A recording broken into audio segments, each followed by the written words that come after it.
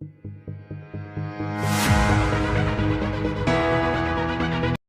welcome to another video, ladies and gentlemen. It's kind of dark in here because the sun's not shining. Oh, you see that? She's trying to bite me now. Okay, now this snake, what we call a great northern pond snake. At least that's what I call them because it's a northern pond snake, and on Google it says great. So in front of it. Whew, chill out, Jose. Now her name is, what did I say? Charlene, something like that. We were walking up and you can see right there, she has a parasite right there, that little lump. Anyway, yeah, so we are gonna let her go, but this is what I'm looking for. I just set up ply boards and tin roofing to do some snake herping. I don't think that's the correct term, but that's what YouTubers use for it. So that's what I'm doing. We found this about 20 yards from it. Two of the things I set out so far have not got anything. Or no, all three of them haven't, actually. But they've only been out for about 4 days. So that's the best I could do. A pretty large snake, as you can see here. I'm about 5'7", and it goes about, it should stretch out all the way. It goes about to... About 5 feet? About my shoulder. So that's about 5 feet. Yeah, it's about 5 feet. You want to stretch that on now? I got a whole camera. Yeah. You can stop it and spin it around. Just press just stop it. Alright, we're stretching it the best we can across the ground.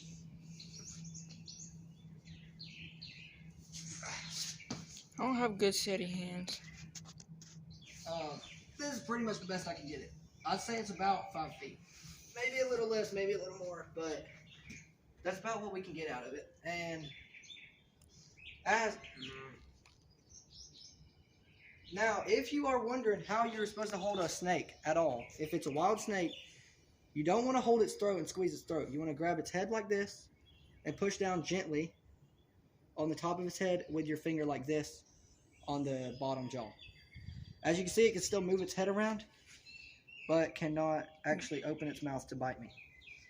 Now you can also hold it sideways, but that will damage its head, or that could damage the whole snake pretty badly.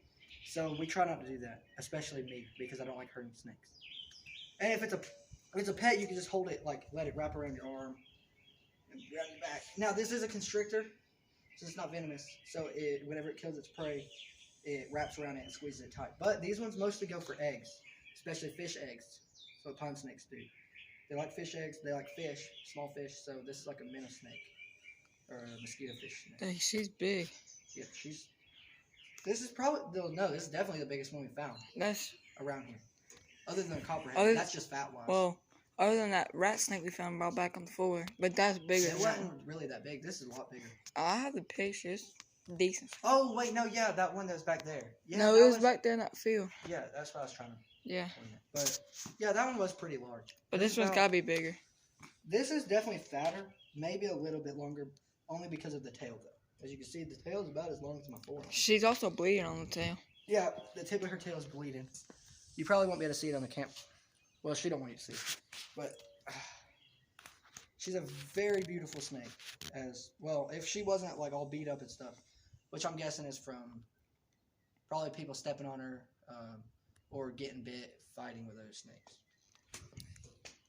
I would bring mine out here to compare or take this one in to compare, but this one eats other snakes and mine eats other snakes. So, I could hold her and we could set up the phone. Your snake. Yeah, that's true. We should go show Pop after this. Yeah.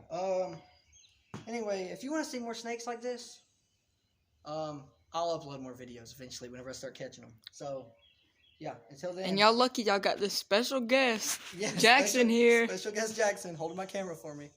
Really good. He's pretty good. Not really. Usually we set up our camera, so none of us are really good at holding it to.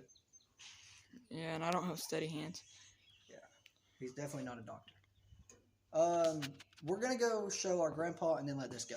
So I'll see you guys next time. Bye. After a not so thorough Google search, we figured out which they were both saying it is a black racer, not a pine snake. But I looked up pine snake a while back, and that picture showed up. So Google's retarded. That's all I'm saying. Okay, Google's dumb. Actually, I looked up black pine snake. That's what I looked up, and that pulled up. No, it's a black racer. But it is a black racer. I'm gonna call it a pine snake still because it's around pine trees, and black racer's too long to say. So, and it's my yard, so deal with it. Yeah. Anyway, that's all for today's video. Bye.